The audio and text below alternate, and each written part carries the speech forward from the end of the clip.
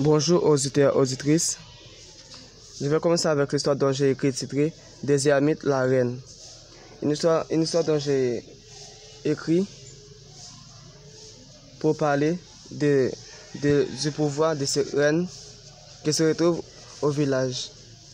Cette reine qui s'est fait beaucoup de miracles à travers ce village. Mais cet esprit qui s'appelle des ermites la reine n'avait pas resté trop au village à cause les gens se font beaucoup de bruit avec des fusils. Il s'est fait des charges de tir tous les jours. Pour cela, des ermites la reine ne restait pas au village. Elle est allée loin du village. Elle se reste quelque part à la forêt pour se retrouver de la tranquillité. C'est pour cela que des ermites la reine ne restaient pas au village. Mais des gens qui s'est pris des ermites dans un grotte qui se retrouve son statut, son monument, comment je peux dire ça? Ainsi que je peux dire ça, un statut. À chaque fois que tout le monde s'est pris dans ces grottes, des ermites se manifestent sur quelqu'un. Donc, c'est ainsi, c'est cette histoire dont j'ai raconté. Vous allez voir, certaines actions des ermites se causent et certaines actions, les gens se fassent au village. Et des ermites vont s'énerver et s'utiliser des pouvoirs pour donner à certains policiers pour se réagir contre ces mafias. Ils ne s'utilisent pas ce pouvoir directement, mais elles se donnent des pouvoirs aux policiers pour se réagir contre ces mafias. Je commence avec l'histoire dont j'ai écrit titré Des ermites la reine. Cette reine se fait beaucoup de miracles à travers cette histoire. Elle se fait beaucoup de choses pour les gens qui ont besoin des choses dans sa vie, qui ont besoin de protection, de richesses. Elle se fait beaucoup de miracles ainsi. Et certaines mafias qui se causent des problèmes au village, elle se donne des pouvoirs à certains gens qui sont policiers pour s'éliminer ces mafias. Donc, je vais vous suivre cette histoire attentivement et compréhensive afin que vous compreniez cette histoire. Je vais commencer avec l'histoire dont j'ai écrit. Prenez le temps de comprendre cette histoire dont j'ai parlé. Prenez le temps de comprendre cela. Et ensuite, d'apprendre quelque chose à travers cette histoire. Et n'hésitez pas à partager cette histoire à d'autres gens pour que ces gens comprennent ce qui se passe à travers cette histoire et ensuite de réagir positivement. S'ils ont d'habitude de réagir négativement, après qu'ils finissent d'écouter cette histoire, ils vont ensuite réagir positivement. C'est pour cela que j'ai écrit cette histoire. C'est pour certains gens qui se réagissent mal dans la vie. Mais pour cette histoire, après qu'ils finissent d'écouter cette histoire, ils vont réagir positivement. D'accord? Je commence.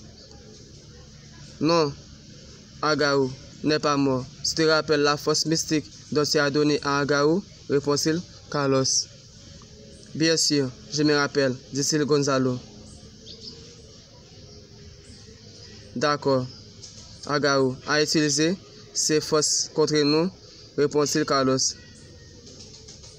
Ah bon, si Agaou pense qu'il est imbattable, je vais voir ça moi-même, dit Gonzalo. Oui, il faut lui enlever ses forces mystiques. Parlez avec criminel, pour criminel lui retirer ses forces entre son corps, dit-il Carlos.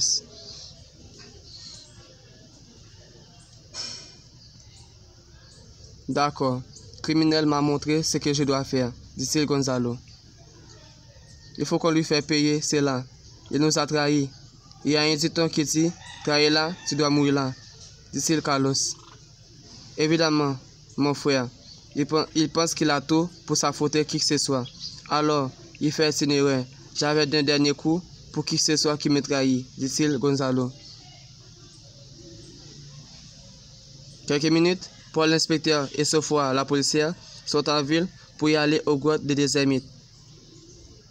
Après l'inspecteur Paul avoir arrêté certaines des mafias qui se retrouvent en ville, lui et Sophia se décident d'aller remercier la reine des ermites.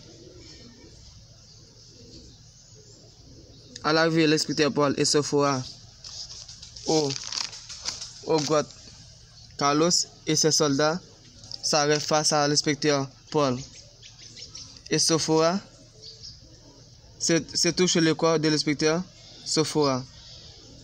Après avoir regardé s'ils n'ont pas des pistolets sur eux, Carlos lui laisse rentrer les deux.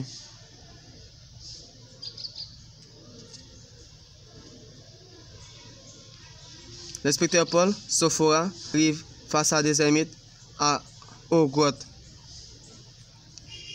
Ils se prennent des bougies et s'allument.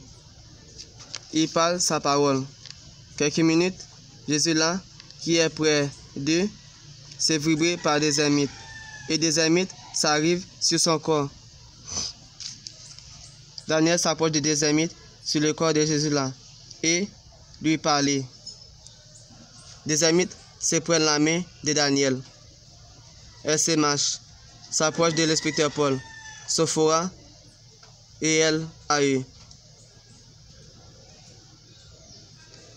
Mon garçon, ma fille, écoutez, que m'apportes-tu?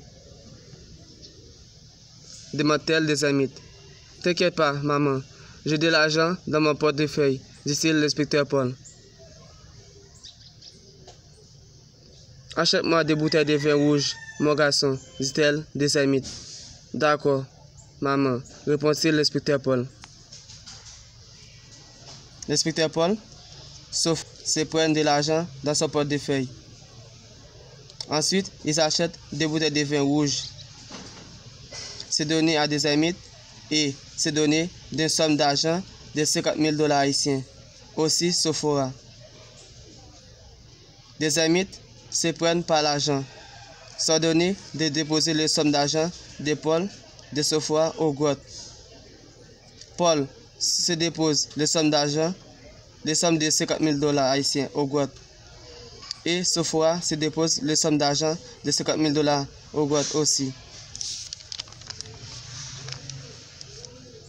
Des ermites au corps de Jésus là se prennent les deux bouteilles de vin rouge, se présenter aux quatre forces cosmiques. Ensuite, se jeter au sol. Après avoir jeté le goutte de vin rouge au sol, elle se boit le vin rouge. Après, elle se jette au corps de l'inspecteur Paul. Elle se verse le vin rouge dans sa main aussi.